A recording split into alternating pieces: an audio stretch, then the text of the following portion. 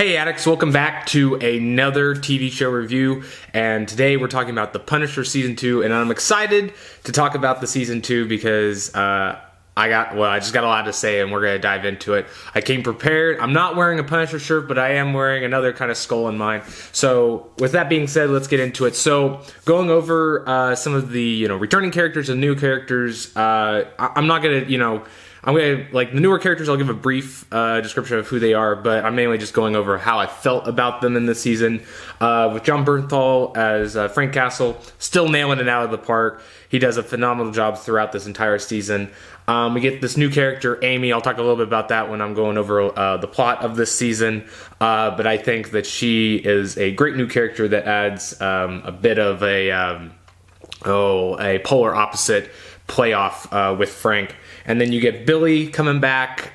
This is something that I thought was a little bit of an improvement on Curtis. He's still being a bro. Madani, she's still unfortunately stupid. And then you get a new antagonist called Pilgrim, or named Pilgrim, I should say. And he provides I want to say more of an antagonistic role, but he has a lot more depth to his character than just being the main bad guy in this. And then you get this other character who's a doctor, which I'll wait and talk about her until the plot, because there is some maybe spoiler things in there. So getting into it, this season has two main plots, one being the one that starts off the season, and that is Frank. This takes place like a year after the events of the last season, so Frank's been on the road. He's already been assuming his other identity that the FBI, right, or Homeland gave him. I think it's Homeland. And so he's just crossing the country, kind of enjoying life, keeping things in the shadows, I guess you could say, and he runs across this bartender who I didn't mention here because she's not a big focus in the season, but shout out to her because she was really great as well. But we get to see that he's more or less kind of mending old wounds, I guess you could say, because he's kind of moving on from his family, his family's tragedy. And while everything's going good, of course, he sees somebody that needs help, that being this Amy character, and he decides to intervene, and he gets mixed up with this kind of mob undertaking that leads with the Russians and then this other group of faction. And so that starts off probably like the first 3 or 4 episodes, and then we get to see the middle and also the back half of the season focus on Billy Russo's return, with him regaining consciousness and seeing that he's kind of a shattered man, or I guess you could say he's in a Jigsaw, which for you, those who know, he is definitely Jigsaw in this. A bit of a different adaptation than what we see in the books. But getting right into just what I thought of the season, this I think is a major improvement over the first season. Not to say the first season was bad by any means. It did have moments, but I am one of the people, I feel like, in the minority that just felt like the middle kind of lulled a little too long, and it kind of had a lot of unnecessary things. They focused a lot on Billy and Madani's relationship, which I get that was like a main focus, that they wanted to have that betrayal, but it just kind of lagged onto me. Whatever. We're not talking about the first season, but just to give you kind of the things that I think they improved on from the first season. This second season, really does a great job of kind of correcting that pacing.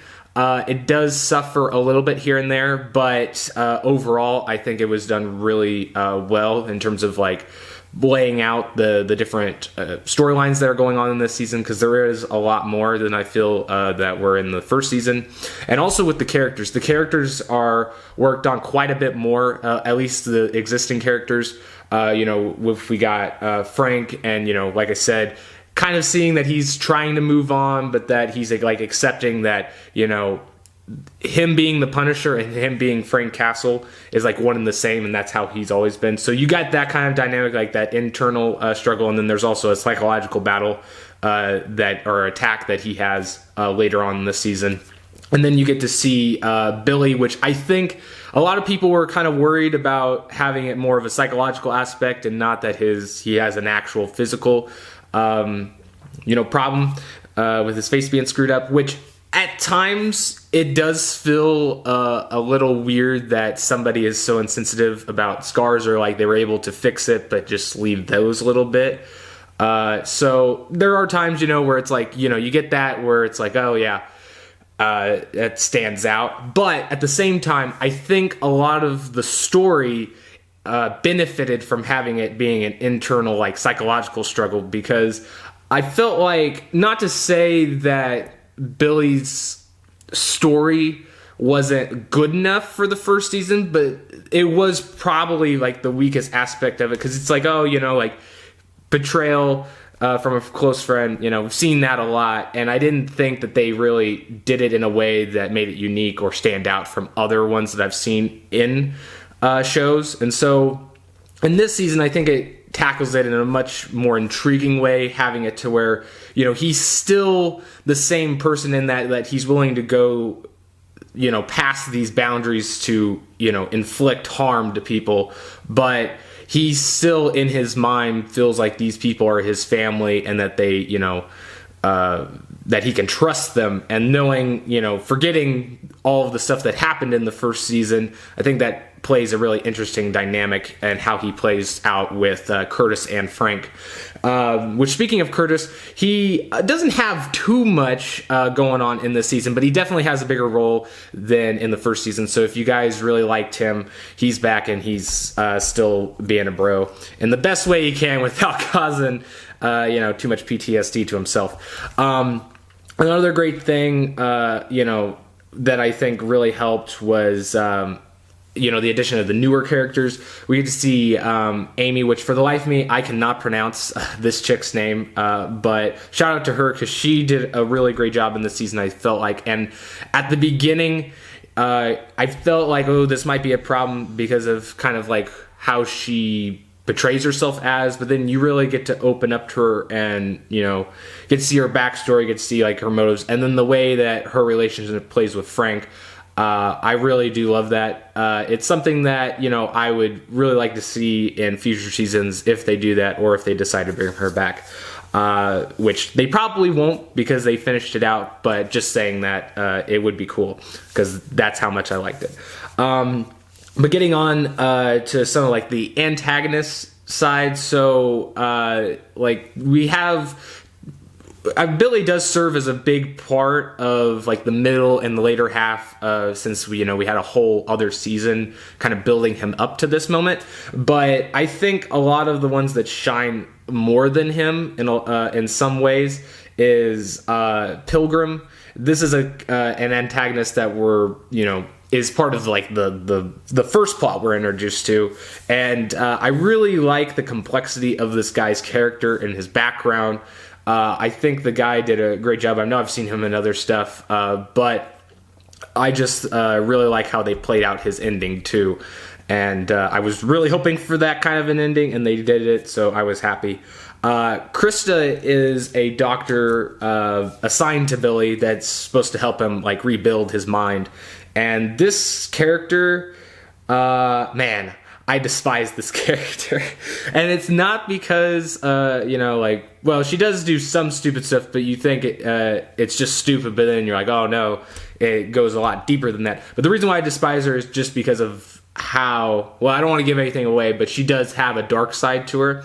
But with that being said, I think the actors and actresses that are able to make you feel like that towards them are some of the best. So, really good job on her part. But that was one I was not expecting to see in this season. So that was kind of refreshing, seeing a, kind of like this middle of the road, but lean more towards maybe more of like the bad side.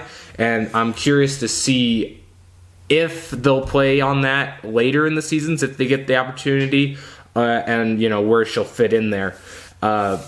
Considering how everything ended in this season. But like I said, in the first season, we get kind of like a lull in the middle, and it's not necessarily just with the Punisher. A lot of Netflix shows that are a bit longer episode capacity kind of suffer from this. I mean, you can even see it in like a Game of Thrones, where they're like hour-long episodes.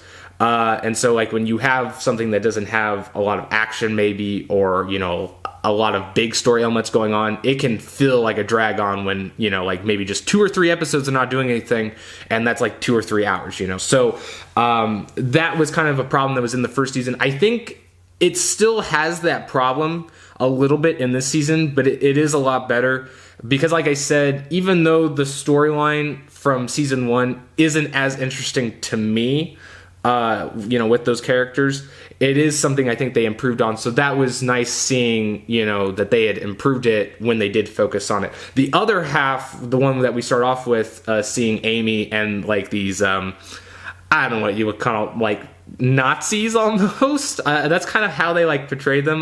That's like an extremist thing that they kind of subtly go at, but I really liked that story the most out of this season. And so the only part that kind of frustrated me in that is we started off really great in this season, seeing that in the build-up, the fights, especially in the first 4 episodes, were awesome. And then, we kind of take a break and it slows down to kind of, go back and tell, like what's happening with Madani, what's happening with Billy. So that's the only part, like transitioning those. If it was me, I would have tried to, wait and, had Billy back in like the 3rd season, because I think it really would have just made this season a bit better. But with that being said, I am glad they didn't, drag it out too long. And with the Netflix shows being, the Marvel Netflix shows being up in the air, it is kind of nice that, you do get closure on some of these, previous storylines. So I don't want to ramble on too long.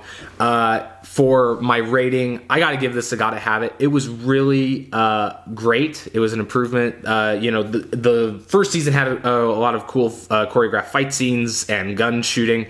In this one, there is a lot of that. And I think they even capitalize it. There is a final fight in this that I don't know if I could say. I'd have to go back and rewatch the first season to see if I'd say it's better or not, but I at least on this one, it's a lot better than some recent movies that I've seen going into that. But with that being said, you guys go check it out if you haven't. I'm gonna try to continue to do the Marvel Netflix shows if they stay on air. I didn't get to do Daredevil season 3. I did watch it, but I just didn't get enough time, and I figured it was way past due because everybody probably loves that show regardless. But with that being said, we'll be back for more, and I hope you guys like The Punisher. If you haven't watched it, you should go check it out. But anyway, guys, we'll see you next time. Peace, guys.